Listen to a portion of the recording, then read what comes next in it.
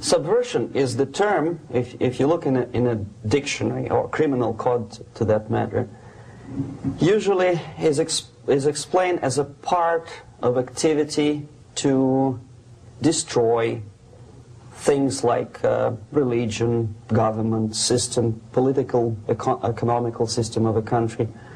And usually it's linked to espionage and such romantic things as blowing up bridges, sidetracking trains, cloak and dagger activity in Hollywood style. What I'm going to talk about now has absolutely nothing to do with the cliché of espionage or KGB activity of collecting information. So the greatest mistake or misconception, I think, is that whenever we are talking about KGB, for some strange reason, starting from Hollywood movie makers to professors of political science and quote-unquote experts on Soviet affairs, or Kremlinologists as they call themselves, they think that the most desirable thing for Andropov and the whole KGB is to steal blueprints of some supersonic jet, bring it back to Soviet Union and sell it to the Soviet military-industrial complex. It's only partly true. If we take the whole time, money, and manpower that the Soviet Union and KGB in particular spends outside of USSR border, we will discover, of course there are no official statistics unlike with CIA or FBI, that the espionage as such occupies only 10 to 15% of money, time, and manpower. 15% of the activity of KGB. The rest, 85%, is always subversion. And unlike a dictionary of English, Oxford Dictionary, subversion in Soviet terminology means always a destructive, aggressive activity aimed to destroy the country, nation, or geographical area of your enemy.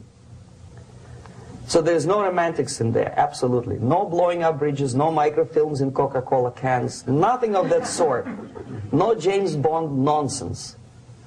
It's most of this activity is overt, legitimate, and easily observable if you give yourself time and trouble to observe it. But according to the law and law enforcement systems of the Western civilization, it's not a crime. Exactly because of misconception, manipulation of terms. We think that subverter is a person who is going to blow up our beautiful bridges. No. Subverter is a student who comes for exchange, a diplomat, an actor, an artist, a journalist like myself was 10 years ago. Now, subversion is an activity which is a two-way traffic. You cannot subvert an enemy which doesn't want to be subverted. If you know history of Japan, for example, before 20th century, Japan was a closed society. The moment a foreign boat comes to the shores of Japan, the Imperial Japanese Army politely tells them to get lost. And if American salesman comes to the shore of Japan, let's say 60 or 70 years from now back, and says, oh, I have a very beautiful vacuum cleaner for you, with the good financing, he says, please leave us, we don't need your vacuum cleaner. If they don't leave, they shoot them to preserve their culture, ideology, traditions, values intact. You were not able to subvert Japan. You cannot subvert Soviet Union because the borders are closed. The media is censored by the government. The population is controlled by the KGB and internal police. With all the beautiful glossy pictures of Time magazine and Magazine America, which is published by the American embassy in Moscow, you cannot subvert Soviet citizens because the magazine never reaches Soviet citizens. It's collected from the newsstands and thrown to garbage can. Subversion can be only successful when the initiator, the actor, the agent of subversion has a responsive target. It's a two-way traffic. United States is a receptive target of subversion. There is no response similar to that one from United States to the Soviet Union. It stops halfway somewhere. It never reaches here. The theory of subversion goes all the way back 2,500 years ago. The first human being who formulated the tactics of subversion was a Chinese philosopher by the name of Sun Tzu.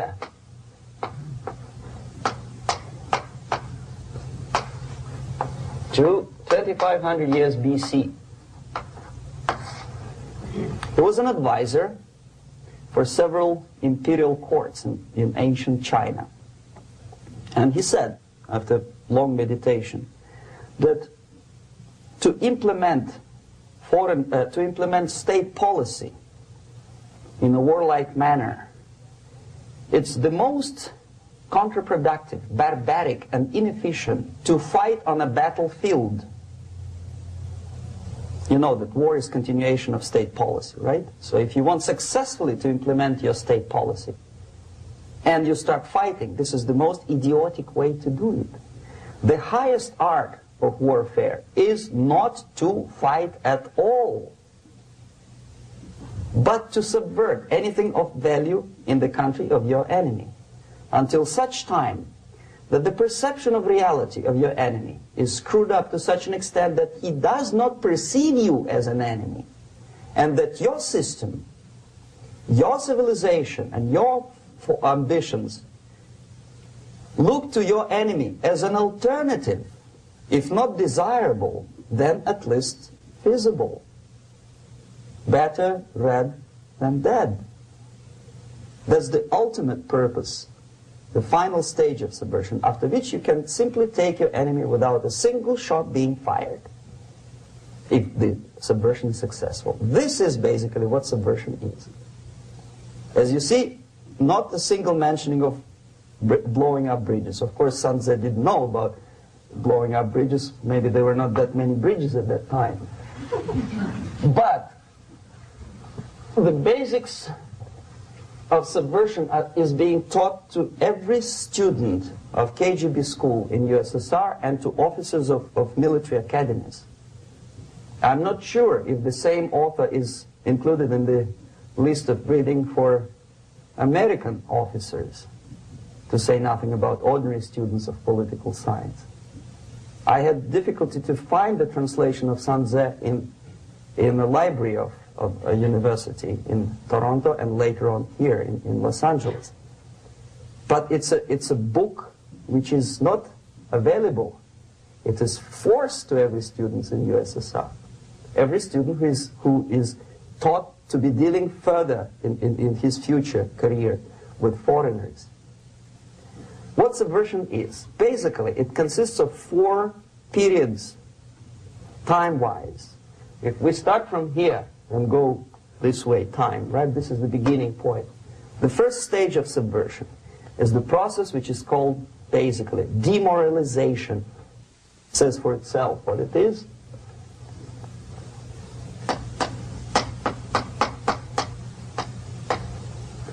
It takes from, say, 15 to 20 years to demoralize a society. Why 15 or 20 years? This is the time sufficient to educate one generation of students or children. One generation. One lifetime span of a person, a human being, which is dedicated to study, to shaping up the outlook, ideology, personality. No more nor less. Usually it takes from 15 to 20 years. What it includes? It includes influencing, or by various methods, infiltration, propaganda methods, direct contacts, doesn't really matter. I will describe them later. Of various areas where public opinion is formulated or shaped. Religion, educational system, social life, administration, law enforcement system, military, of course, and labor and employer relations, economy. Okay? 5 areas. I will not write them down because we will not have enough space. Sometimes when I describe all the methods, students ask me question, are you sure this is the result of the Soviet influence? Not necessarily. You see, the tactic of subversion, about which I'm talking, is similar to the martial art, the Japanese martial art. If some of you are familiar with that tactic, probably you will remember that if an enemy is bigger and heavier than yourself, it would be very painful to resist his direct strike. If a heavier person wants to strike me in the face, it would be very naive and counterproductive to stop his blow. The Chinese and Japanese judo art tells us what to do. First to avoid the strike, then to grab the fist and continue his movement in the direction where it was before, right? Until the enemy crashes in the wall. You see? So, what happens here? The target country obviously does something wrong. If it's a free democratic society, there are many different movements within the society. There are obviously, in every society, there are people who are against this society. They may be simple criminals, ideologically in disagreement with the state policy, conscientious enemies, simply psychotic personalities who are against anything, right? And finally, there are a small group of agents of a foreign nation, bought, subverted, recruited, right? The moment all these movements will be directed in one direction, right? This is the time to catch that movement and to continue it until the movement forces the whole society into collapse, into crisis, right? So that's exactly the martial art tactic. We don't stop an enemy. We let him go. We help him to go in the direction we want them to go. Okay? So, on the stage of demoralization, obviously there are tendencies in each society, in each country, which are going to opposite direction from the basic moral values and principles. To take advantage of these movements, to capitalize on them, is the main purpose of the originator of subversion. So we have religion, we have education, we have social life, we have power structure, we have labor relations, unions, and finally we have law and order. 1, 2, 3, 4, 5, 6. Okay? These are the areas of application of subversion. What it means exactly? In case of religion, destroy it, ridicule it, replace it with various sects, cults, which bring people's attention, faith, whether it is naive, primitive, doesn't really matter. As long as the basically accepted religious dogma is being slowly eroded and taken away from the supreme purpose of religion, to keep people in touch with the supreme being, that serves the purpose. Therefore, replace it, accepted, respected religious organizations with fake organizations. Distract people's attention from the real faith and attract them to various different faiths. Education. Distract them from learning something which is constructive, pragmatic, efficient. Instead of mathematics, physics, foreign languages, chemistry, teach them history of urban warfare, natural food, home economy, your sexuality, anything, as long as it takes you away, okay, Social life. Replace traditionally established institutions and organizations with fake organizations. Take away the initiative from people. Take away the responsibility from naturally established links between individuals, group of individuals, and society at large, and replace them with artificially, bureaucratically controlled bodies. Instead of social life and friendship between neighbors, establish social workers institutions. People who are on payroll of whom? Society? No. Bureaucracy. The main concern of social workers is not your family, not you, not social relations between groups of people. The main concern is to get the paycheck from the government. What will be the result of their social work doesn't really matter. They can develop all kind of concepts to show to the government and to the people that they're useful. Okay, away from the natural links, power structure. Okay, the natural bodies of administration, which are traditionally either elected by people at large or appointed by elected leaders of society, are being actively substituted by artificial bodies. The bodies of people, groups of people, whom nobody elected. Never. As a matter of fact, most of the people don't like them at all, and yet they exist. One of such group is media. Who elected them? How come they have so much power? Almost monopolistic power on your mind. They can rape your mind. But who elected them? How come they have a nerve to decide what is good and what is bad for the elected by you, president, and his administration? Who the hell are they? Spiro Agnew, who was hated by the liberal left, called them a bunch of enfeebled snobs. And that's exactly what they are. They think they know. They don't. The level of mediocrity. In a big establishment like New York Times, Los Angeles Times, major television network, you don't have to be excellent journalist. You have to be exactly a mediocre journalist. That's easier to survive. There's no competition anymore.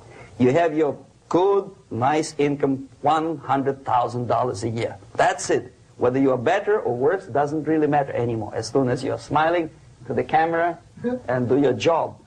That's it. No more competition. Power structure slowly is eroded by the bodies and groups of people who do not have neither qualification nor the will of people to keep them in power, and yet they do have power. Okay. Together with that, there is another process. Law enforcement, law and order organization and structure is being eroded. For the last 20, 25 years, if you see old movies and new movies, you can see that in new movies, a policeman, an officer of the United States Army looks dumb, angry, psychotic, paranoid. A criminal looks nice, kind of, well, he smokes hash and shoots the whatever drug, but basically he's a nice human being. He's creative. And he's unproductive only because society oppresses him. Whereby a general of Pentagon is always, by definition, a war maniac. A policeman is a pig, rude policeman. He abuses his power. You know? A generalization like that. The hatred, the mistrust to the people who are supposed to protect you and enforce law and order. Moral relativity. The Angelo Buono process lasted 2 years in Los Angeles. And yet there are still some lawyers who say, look, he's a nice character, as a matter of fact. There was some witness who said, also a criminal, who said, well, he's a nice guy. I asked him one day to burn a house of my enemy, and he wouldn't do it. He's a nice fella. Erosion. A slow substitution of basic moral principles, whereby a criminal is not a criminal, actually. He's a defendant. Even if his guilt is proven, there is still a doubt to kill or not to kill, to be or not to be. Thou shalt not kill, yes, but this line may not necessarily be applicable to a murderer. Thou shalt not murder. That should be the presumption, not that thou shalt not kill. Okay, labor relations. At this stage, within 15 to 20 years, we destroy the traditionally established links of bargaining between employer and employee. The classical Marxist-Leninist theory of natural exchange of goods. A person A has 5 sacks of grain and person B has 5 pairs of shoes. And the natural exchange without money is when they bargain between each other. And only with the introduction of the third force, C, an entirely third foreign stranger who says, no, don't give him 5 sacks of grain, give it to me. And you give me your 5 pairs of shoes, and I will distribute it accordingly, so that the economy will go. This is the death of natural exchange, and death of natural bargaining. Well, trade unions were established 100 years ago. The objective was to improve working conditions and to protect the rights of workers from those employers who were abusing their right because they had more money. Objectively, at that time, initially, the trade union movement did work. What we see now is that the bargaining process is no longer resulting in the compromise, which is leading objectively to betterment of working conditions and increase of salary. What we see is that after each prolonged strike, the workers lose. Even if they have 10% increase of their salaries, they cannot catch up due to inflation and due to missed time. More than that, millions of people suffer from that strike because economy now is interdependent. It's intertwined like one body. If previously steel workers, say 100 years ago, could strike and nobody would suffer, now it's impossible anymore. If a garbage collector strikes today, the rest of the multi-million city is stinking. I mean, there's no more service.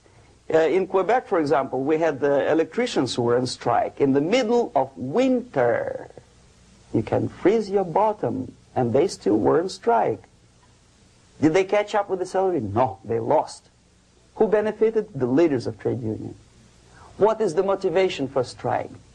Improving of a workers' condition? No, obviously it's not. Then what is it? Ideology.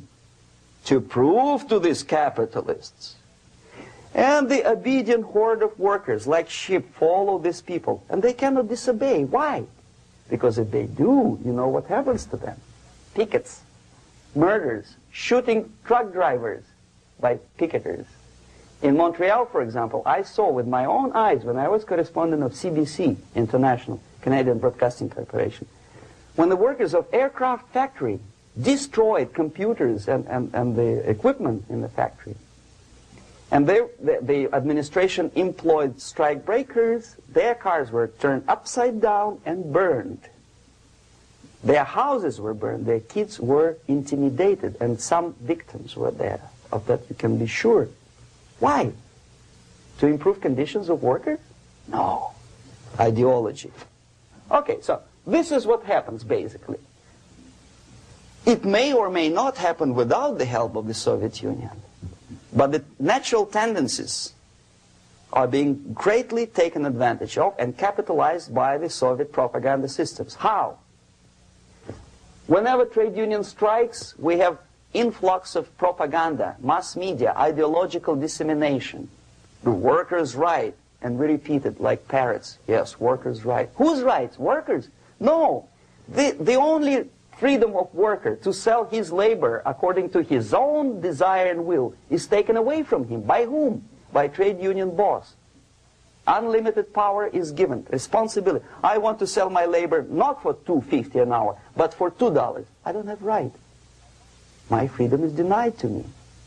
I know that if I sell my work for $2 an hour, not for $3 an hour, I will compete better with the other guy who is lazy and more greedy.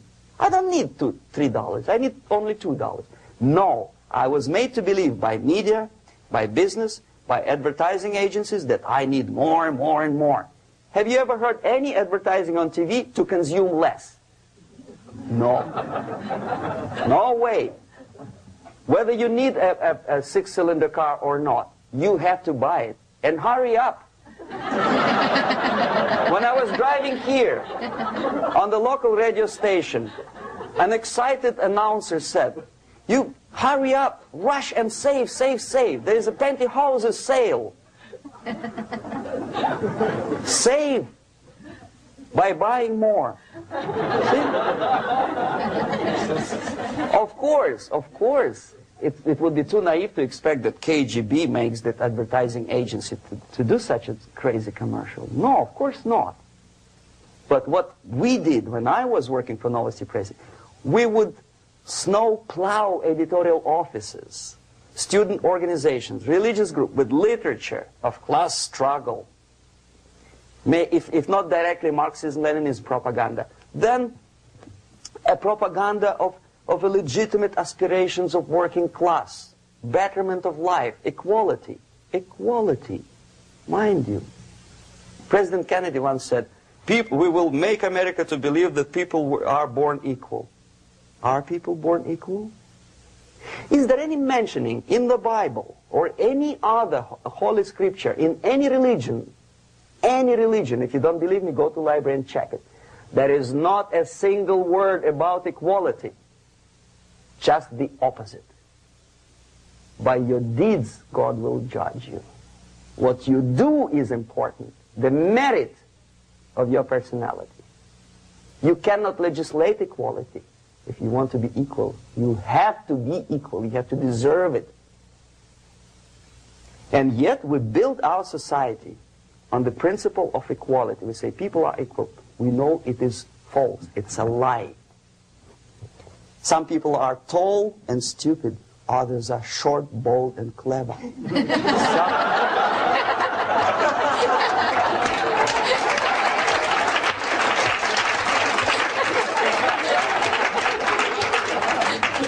If we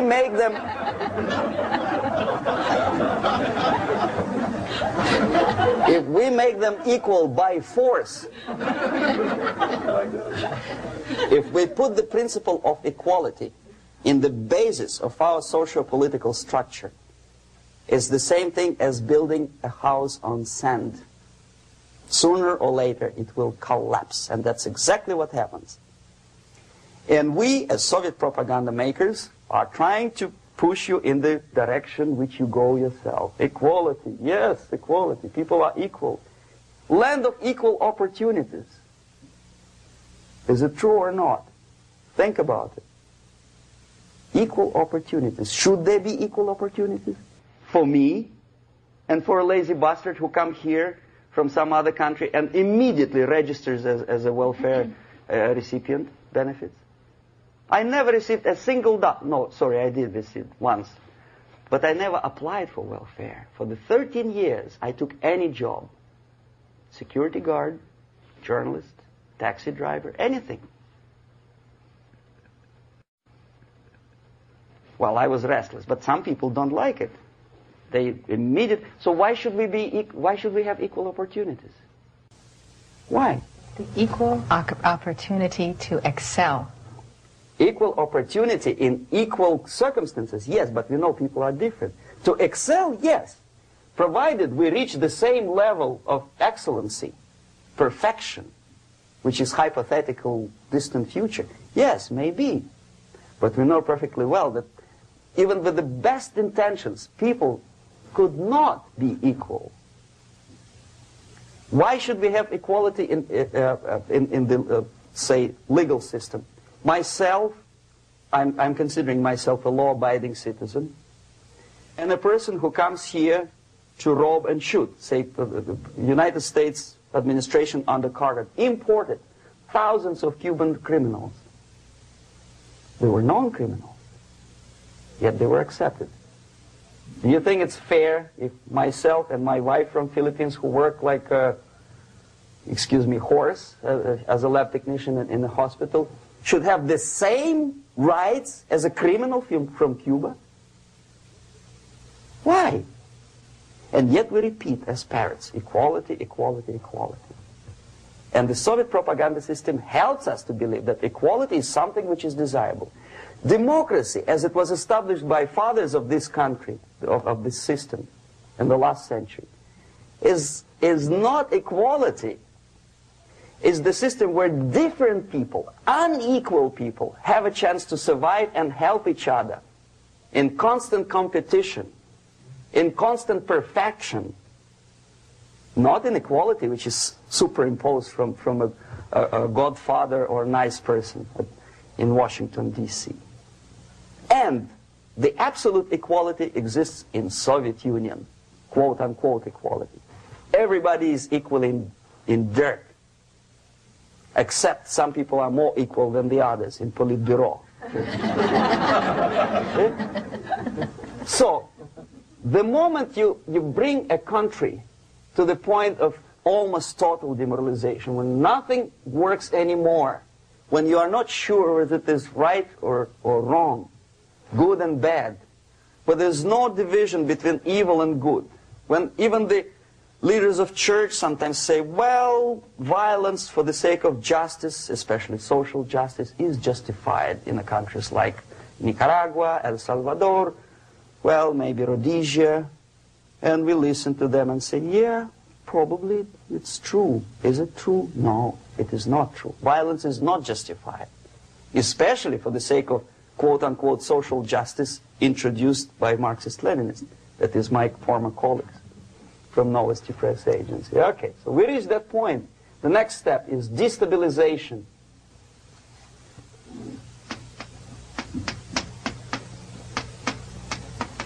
Again, this word says for itself what it is. To destabilize all the relations, all the accepted institutions and organizations in a country of your enemy. How you do it? You don't have to send a battalion of KGB agents to blow up bridges. No. You let them do it themselves. The area of application is, again, it's narrower now. Not like the previous case. The overt legitimate actions of the KGB in this case would be hardly noticeable. There is no crime if a professor who recently went to USSR introduces a course of Marxism-Leninism in a Californian college, for example. Nobody is going to come to his doorstep and say, okay, mister, come, you are under arrest. No, it's not a crime. It's not even considered a moral crime against your country. So the area of application here is narrowing down to economy, again labor relations, right? To law and order, plus military. And economy, law and order. Yes, and again the media, but wider scope, little bit different. I'll explain it later. Okay, basically 3 areas. Economy. The radicalization of bargaining process. If on that stage we still could achieve, theoretically, some positive compromise between the negotiating sides with say, arbitrary, introduction of arbitrary judges, a third side, objectively judging the demands of both sides. Here it's radicalization. On the stage of destabilization, we cannot come to compromise even within a family. The husband and wife couldn't figure out which is better. Husband wants his kids to eat at the table, and wife wants a child to roam around the room and drop food all over the floor. They cannot come to compromise unless they start a fight. It's impossible to reach a compromise, constructive compromise, between neighbors.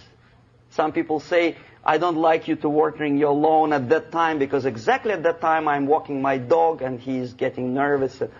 He cannot pass his bowels, you know. So they cannot compromise. They go to a civil court or something like that.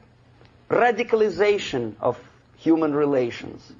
No more compromise. Fight, fight, fight. The normal, traditionally accepted relations are destabilized. The relations between teachers and students in schools and colleges. Fight. The relations between, in economical sphere, between laborers and employers are further radicalized. No more acceptance of the legitimacy of demands of workers. Unlike Japanese, with the theory Z, if you ever heard about it, where the workers are involved in decision-making process, therefore they don't have moral incentive to fight their bosses. In the United States, it's just the opposite.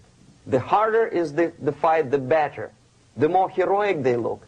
When the Greyhound network was on strike recently, the correspondents of local TV networks all over the United States were approaching these strikers, and they say, oh yes, we are doing something nice. They look like heroes, and they were proud. There was some family, the husband was bus driver. Now they decided in a protest against the bosses to camp somewhere in the forest. And they were presented to the audience as a heroic, nice people. You see? The violent clashes between passengers, picketers, and the strikers are presented as something normal.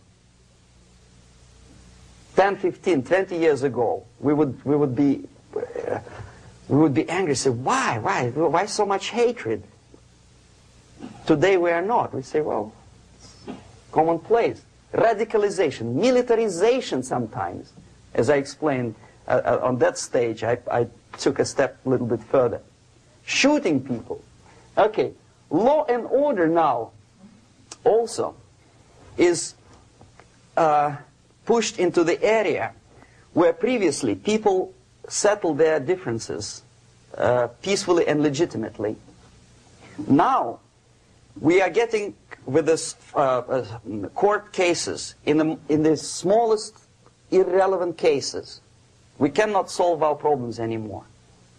The society at large becomes more and more antagonistic between individuals, between groups of individuals, and the society at large.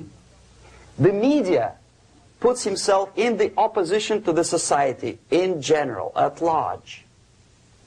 Separate, alienated. Okay? On that stage, you remember I was talking a couple of hours ago about the sleepers. That's when the students from, say, United States, if they are trained in Lumumba University, or developing nations, that's the students I was dealing with, are being sent back from the Soviet Union here. Or if they were already in the United States, in the country which is the object of subversion, they spring to action. The sleepers go up. They slept for 15 to 20 years. Now they become leaders of groups, preachers, I don't know, public figures. Prominently they actively include themselves in a political process. All of a sudden we see a homosexual. 15 years ago he did his dirty job and nobody cared. Now he makes it a political issue. He demands recognition, respect, human rights, and he rallies a large group of people. And there are violent clashes between him and police, his group and ordinary people, no matter what. It's black against white, yellows against green, doesn't matter where the division line goes. As long as this group come into antagonistic clash, sometimes militantly, sometimes with firearms, that is destabilization process. The sleepers, many of whom are simply KGB agents, become leaders of the process of destabilization. Doesn't mean that Comrade Andropov sends Comrade Ivanov to the United States. The person who takes care is already here. He is a respected citizen of the United States. Sometimes he gets money from various foundations for his legitimate struggle for, I don't know, human rights, women's rights, kid lib, prison lib, whatever. There are sympathetic Americans who donate their money to him. Destabilization process usually leads directly to the process of crisis. In case of developing nations, that's the area where I was active. The process starts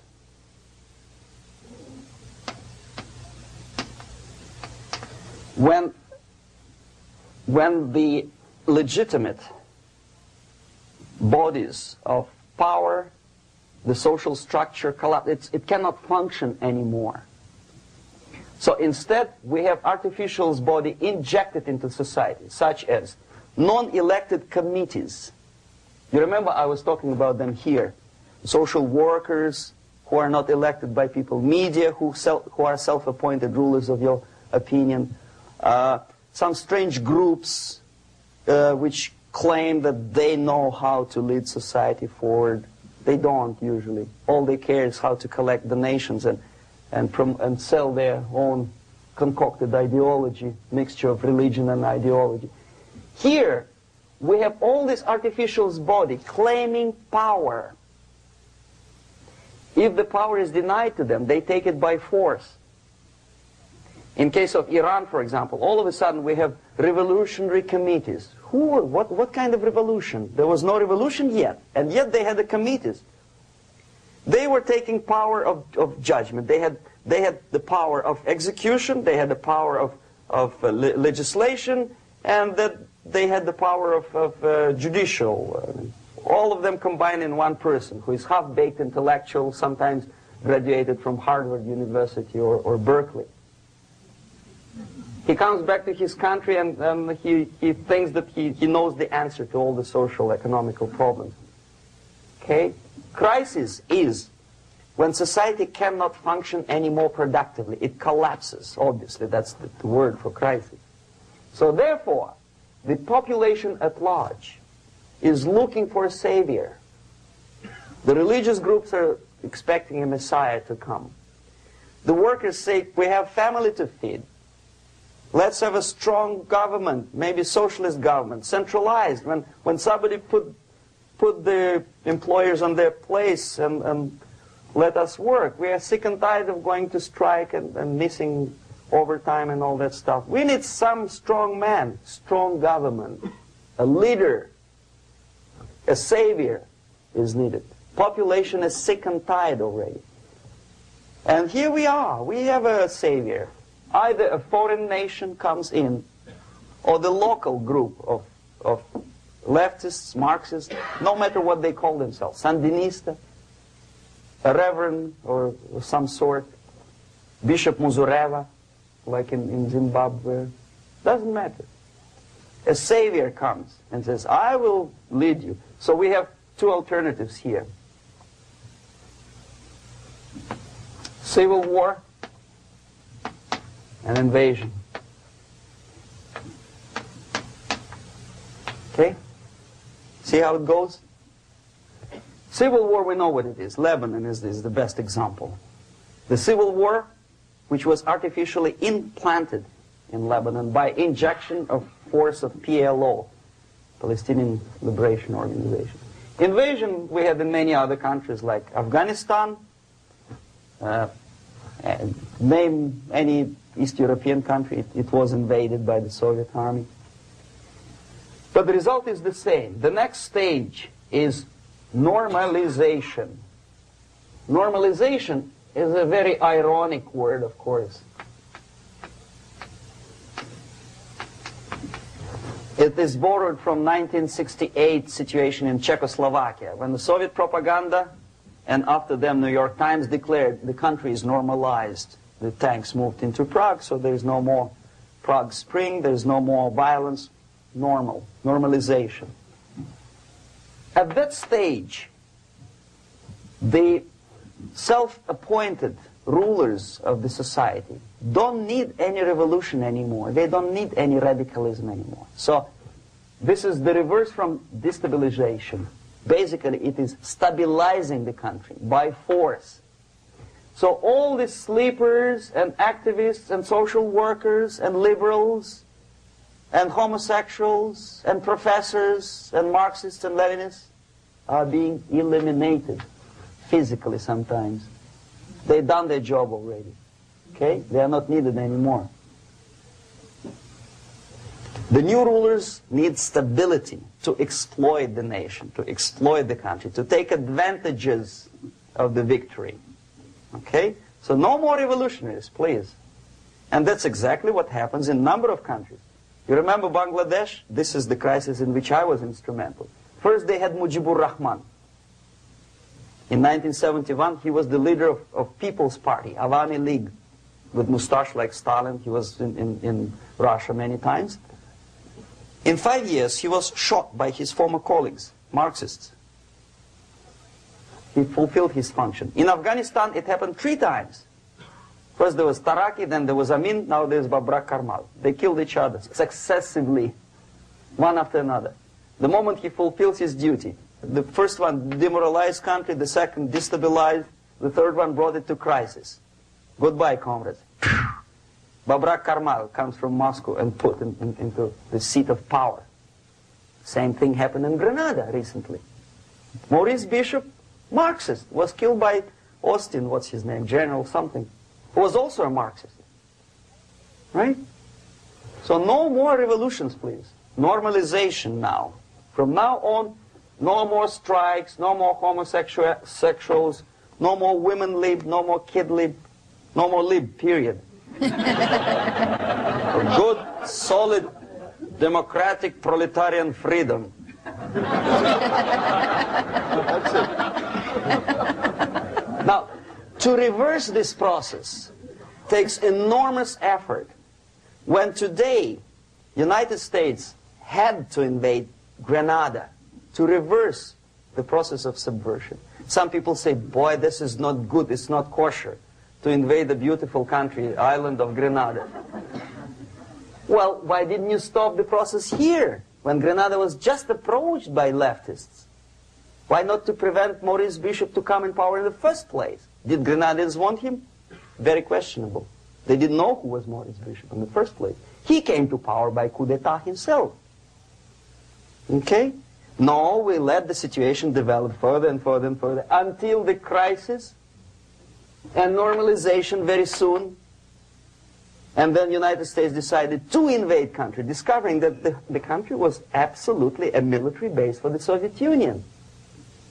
Of course it's a drastic measure. Of course it's a pity that Marine Corps had to lose, what, 17 lives. Very bad. Why not to stop the process before it comes to crisis? Oh no, intellectuals will not let you. It's interference into domestic affairs. They're very careful not to let American administration to interfere in domestic affairs of Latin American countries. They don't mind Soviet Union interfere in these affairs. Okay. So to reverse this process from here, it takes only and always military force. No other force on earth can reverse this process at this point. At this point, it does not take military invasion of the United States Army. It takes strong action, like in Chile. A CIA covert involvement to prevent the savior from outside to come into power and to stabilize country before it erupts into civil war. Stabilize country before it erupts into civil war. Okay? Support the right-wing conservative forces. By money, by crooks or love, doesn't matter. Stabilize the country. Don't let the crisis develop into civil war or invasion. Oh no, your liberals will say it's against the law. The Congress will not appropriate money for covert actions of CIA. Why not? Should we wait till the normalization come and Soviet tanks land in Los Angeles airport? Now, at that point, at the point of destabilization, also the process could be reversed. Again, easily than this. No CIA involvement at this point. You know what it takes here? Restriction of some liberties for small groups which are self-declared enemies of the society. As simple as that. Oh no, the media and liberals will tell you this is against the American Constitution. How can we, by force, deny the civil rights to criminals, for example? It's not good. Okay? So we allow them to, okay, if you allow the criminals to have civil rights, go on and bring the country to the crisis. This is a bloodless way to do. Curb the rights. I mean, not to put them in prison. No, I'm not talking about putting all the gays from San Francisco in the concentration camp. Do not allow them to take political force. Do not elect them to the seats of power, whether it is municipality level, state level, or federal level. It has to be beaten in the heads of American voters that a person like that in the seats of power is an enemy. Do not be afraid of this word. It is an enemy. If he is not an enemy here, he will be here. Later on, he will be shot, of course. But at this point, he is an enemy. Okay? You are doing great service by denying him a right to capitalize on his own crazy ideas and become a powerful man, a man who uses the seat of power. Restriction of certain freedoms and permissiveness at that point would prevent sliding into crisis and probably will return the process of destabilization.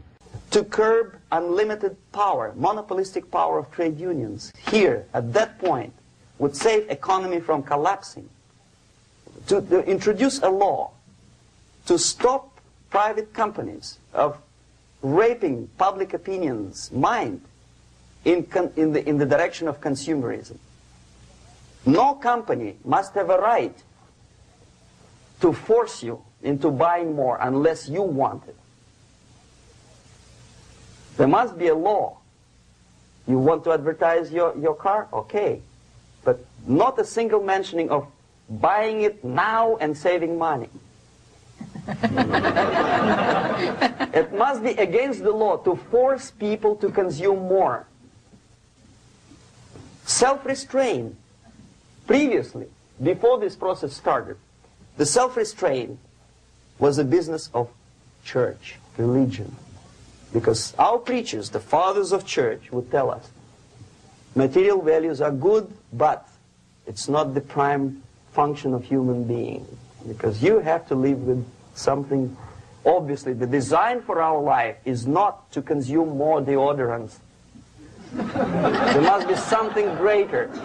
If such a complicated instrument as human body was created, obviously there must be some higher purpose for that. And it's very easy to avoid destabilization by denying the greedy companies one little freedom, one little liberty, forcing you into turning yourself into processors of unwanted products and goods. They turn you into machines, like the worm who there's inlet and outlet. So, and how long an average appliance lasts these days? Less than a year. Why? Where's workmanship? Oh, we want you to buy more. Okay. Destabilization process could be easily overcome if, as I say, the society, by its own will or after persuasion by the leaders, will come to the idea of self-restraint. It's so hard we want to consume more, but you have to. Unless you will come to this stage, when, as we say in Russia, if Sahara Desert ever becomes a communist state, there will be shortage of sand.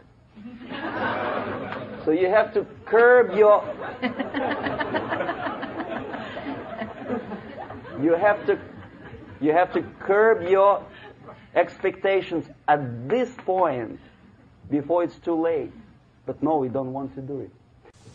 Demoralization process. Again, it's the easiest thing to reverse. First of all, by restricting import of propaganda. The easiest thing to do. Unlimited, unrestrained import of Soviet literature, Soviet journalists. Giving Soviet propaganda and ideological agitators equal time on American TV networks. It has to be stopped. And it's easy. They won't be offended, mind you. As a matter of fact, they will respect America more. But when my former colleague Vladimir Posner appears on Nightline, and Ted Koppel asks him, well, Vladimir, what do you think about this? And what can he think? He is an instrument of propaganda. He thinks what Comrade Andropov tells him to think. He's just a nice, articulate mouthpiece of the Soviet subversion system. And Ted Koppel makes you believe that my friend Vladimir Posner thinks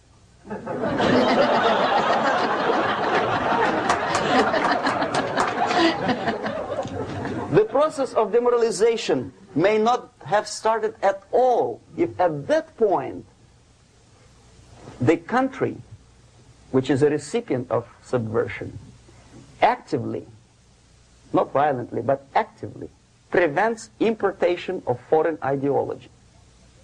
I don't want America to follow the pattern of ancient Japan. You don't have to shoot every foreigner when it approaches the sacred borders of the United States. But when he offers you a junk in the disguise of very shiny something, you have to tell him, no, we have our own junk.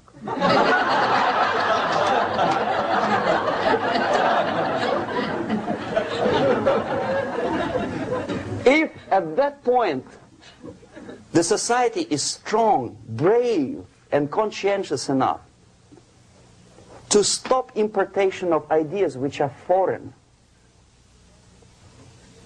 then the whole chain of events could be prevented. Recently I've been to Philippines, and I was shocked how in big cities like Manila, children listen to deafening music. A melodious nation with long traditions of good, nice ethnic music, introduced by Spanish long time ago, maybe 2 centuries, 3 centuries ago, I don't remember how long. All of a sudden listen to musical garbage, blasting their radios at full blast, at the full volume. Why?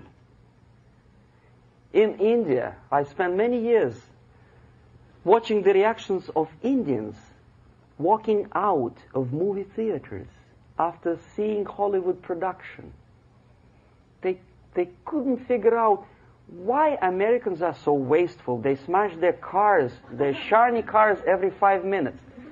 How come they shoot each other for $500,000? Is it true that they're so obsessed with sex?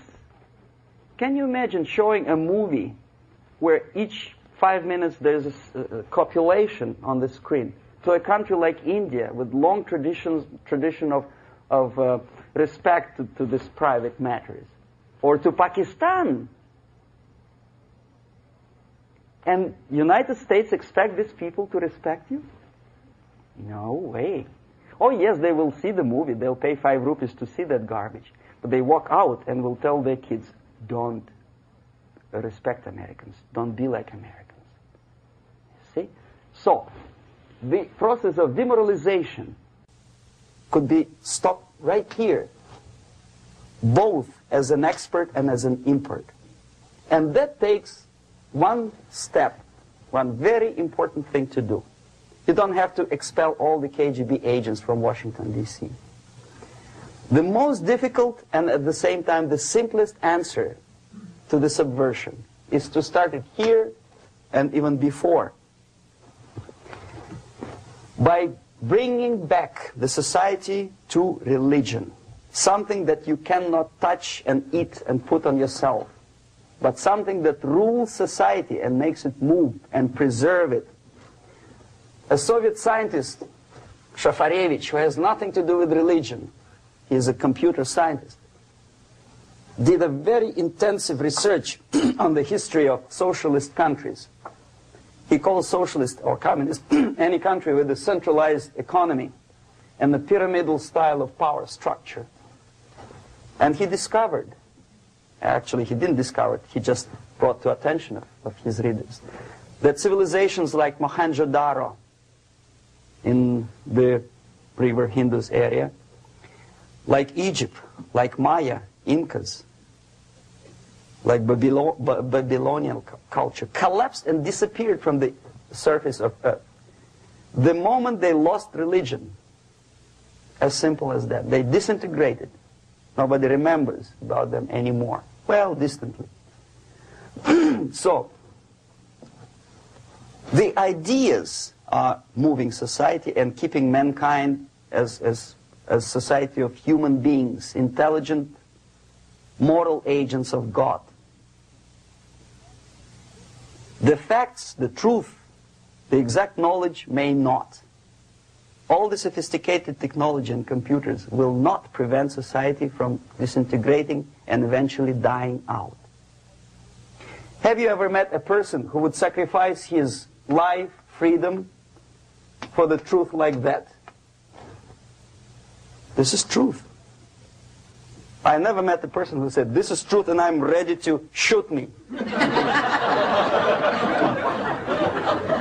To defend the truth. Right? But millions sacrifice their life, freedom, comfort, everything for things like God. Like Jesus Christ. It's an honor. Some martyrs in the Soviet concentration camp died. And they died in peace. Unlike those who shouted, "Long live Stalin," knowing perfectly well that he may not live long. Something which is not material moves society and helps it to survive. And the other way around. The moment we turn into 2 by 2 is 4 and make it a guiding principle of our life, our existence, we die. Even though this is true, and this we cannot prove. We only can feel and have faith in it. So the answer to ideological subversion, strangely enough, is very simple. You don't have to shoot people, you don't have to aim missiles and Pershings and cruise missiles at Andropov's headquarters. You simply have to have faith and prevent subversion. In other words, not to be a victim of subversion. Don't try to be a person who in judo is trying to smash your enemy and being caught by your hand. Don't strike like that. Strike with the power of spirit and moral superiority. If you don't have that power, it's high time to develop it. And that's the only answer. That's it. Thank you.